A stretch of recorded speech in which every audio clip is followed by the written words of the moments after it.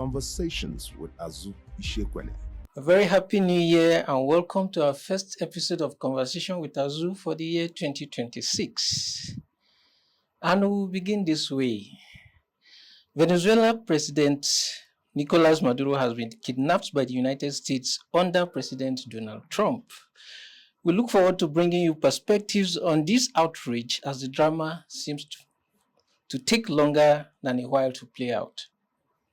But today we bring you our yearly forecast as put together by our self-confessed part-time Nostradamus, Azu Ishekwene, and it is titled What You Might Expect in 2026, a Valedictory edition. Also with me on set today for the New Year episode is Azuka. Hello Azuka, Happy New Year to Hi, you. Julius. Happy New Year to you too. And welcome to set Azu Ishekwene. Thanks for having me once again. You're back from your yes, back from 1 week break. Indeed, and a pleasure to be back with you again on set, and also to have Azu here. So thank you. All right, thank you. So we just dive straight into the question and answer session. And you're talking about a valedictory edition. It's too early in the year to be talking about valediction. Why is this a valedictory edition? I know. I mean,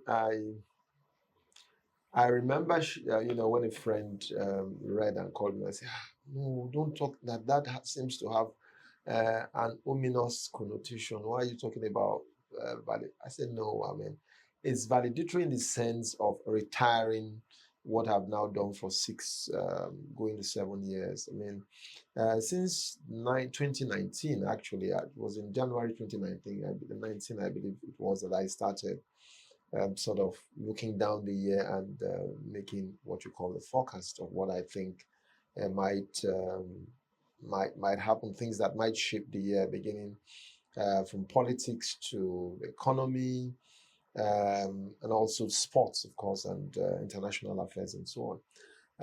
But I think that I have done enough.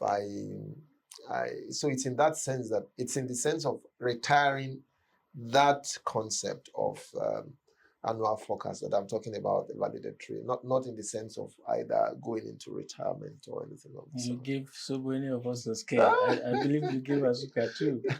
Honestly, I'm of the opinion that you shouldn't retire that valedictory part. Yeah, but because you have a reputation of spot on. yes, and I've had some eggs in my faces as well. I've had to eat a humble pie a couple of times, but I think the reason why I'm doing that also is because for us, especially here in Nigeria, next year, which is going to be 2027, I've gone through a few election years in my forecast: 2019, 2023, and then 2027 and of course 2027 the horizon. So it's not because I'm not worried or afraid or concerned about what I mean. I remember there was a piece I did in 2019, and the first thing I said, that piece, the myths, facts, and things that might should be, I was the article would lose, and that was the first sentence. People said, "Oh, where's this coming from?" And it looked so. I remember that. Yeah. So, but my point is, I think that I think it's just run its full course, and It just should find do. something else to replace. It should do, because every one of these predictions, I have them on bullet points, and I intend to be ticking each one as they happen. Sure. But if there's anyone that stands out for me, it's the ADC one. It's going to be a very interesting year politically for Nigerians, in terms of Kwankwaso, Peter Obi, and all of that. And I think for some reason, I share your sentiments 100%. But do you think there might be a slight twist to it? What do you think might likely happen? Just in case, our both predictions don't fall into place. Well, what's the biggest shock that could happen as regards the ADC? Would be if the ADC presidential candidate wins. That would probably be the biggest shock, which is as probable as a camel going through a needle's eye. But we'll have to wait and see. I admit that for every forecast, there's usually an X factor. Things that we do not fully account for at the time that we are reflecting or seeing things the way we see them. So for me, that would be the biggest shock. Would be the ADC candidate, whoever he or she turns out to be, wins in 2027. As I said, that would be as unlikely as a camel going through the needle's eye. Okay. And for me, you said goodbye to Android and welcome to the year of the humanoid. And the question is Nigeria technically, even socially or economically prepared for the humanoid, given the size of our population, the level of unemployment, and all of that going forward? I think that Nigerians are far more prepared than some of us think, and I'm speaking here especially about millennials and Gen Z. There's a lot going on in that space, and a whole lot going on in that space. And also, if you look at the landscape, if you look at Africa as a whole, and you look at the country's GDP, if you look at what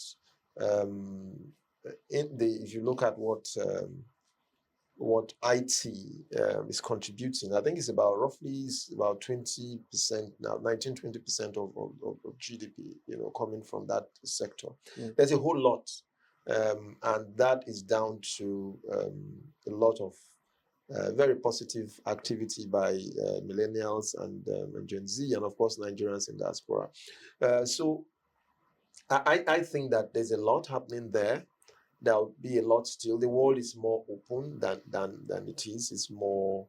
There are some dangers and risks that come with that, but I do honestly believe that in spite of the challenges that we have in terms of infrastructure, and I'm not minimizing them, I do believe that there will still be a lot.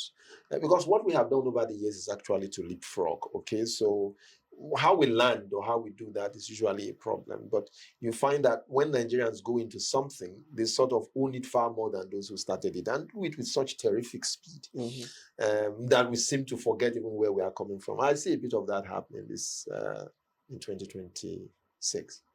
Okay, so I'm going to go outside your predictions now.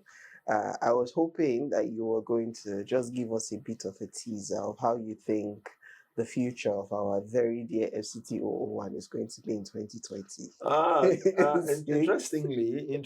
Interestingly, one of my That's friends, your prophecy. So that my friend was not there. When he read it, he said, "You did not say anything about Fubara and Wike." Yeah. Yes, I did not, because I think the whole business of the disputes between the FCT minister and the governor of Rivers State might play out faster than most. Yes, I think it might play out faster. See, the two parties agree. If the two parties agree and have said that, they are both going to support the president, and of course the Governor Fubara, the entire Rivers State House of Assembly are now in APC, the president's party. Minister Wike has said from the beginning that he has made no pretenses and about supporting the president. So at least on one side, there's an agreement that, So the problem obviously is local, and they say all politics is local. It's about now the control of the structures, so to speak, political control of structures in Rivers State. Now, I think that why I say that's going to play out faster than most people, just wait to see what happens in the local council elections. All right, and that's that, and it is that the outcome of the local government elections in Rivers State, which I think is in a month or maybe 2 months. I don't know exactly when that's going, but soon will give you a clear indication of where things are going to go. But I can tell you straight up, if you ask me whether it's likely or probable that the House will go, the State House of Assembly will go the whole hog and impeach Fubara, I would say it's very, very unlikely. I would say it's very, very unlikely. I suspect that the House had to raise the stakes in order to force the powers that be to pay attention to what is happening. And I think that, as the PDP used to say, it may end up being another huge family affair. It's going to end with a whimper. It's going to be like a storm in Itiko. You watch. Okay. My final question is on the World Cup in June.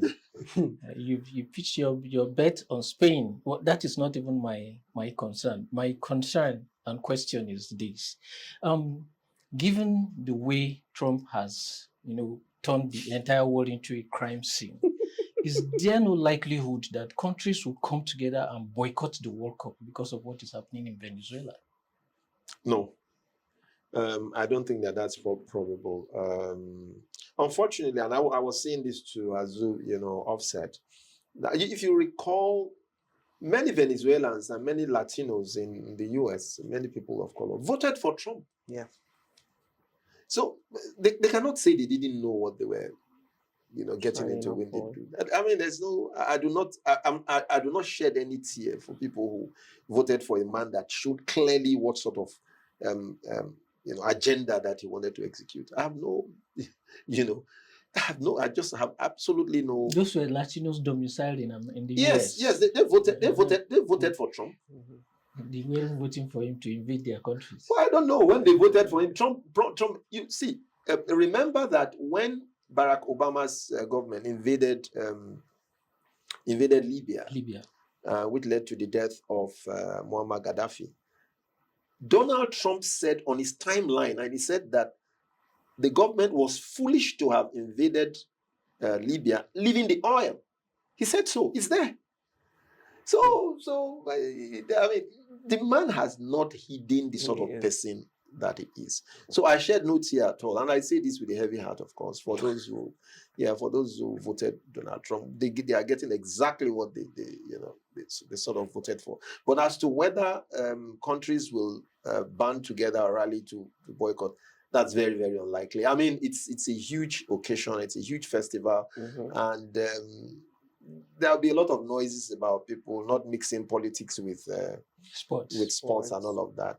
On the whole, I think there'll be incidents, I mean, especially in the US, regarding visas and all of that. But on the whole, I think they manage it well because America also has a lot to gain in marketing terms from hosting the World Cup successfully along with Mexico and Canada.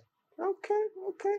On that note, I think we'll call it a wrap. But since we are retiring this particular valedictory session, I'm hoping that next year, or rather, next year we'll have the letter from Azu, just like the way Apostle Paul did it to the Romans. We can change style. Okay. There's plenty of time. There's plenty of time to reflect on what it's going to be. Yeah. And well, you never know. Depends again on if my people insist that I should continue. Who knows? Honestly, my personal thought when I read this, I said, I think my Oga should try and do small ministry. He has the calling for it. On that note, people, we're calling it a wrap on Conversations with Azu for this episode. Not to worry, as the Basbos is dropping, don't worry, you'll be writing more and more interesting pieces. I want to say a very big thank you to Julius. Thank you so much. It's a new year. We'll be doing things differently this year. Don't worry, I was scarce last year. This year, I will try my best not to have any more accidents. Thank you so much. Conversations with Azu Ishekwele.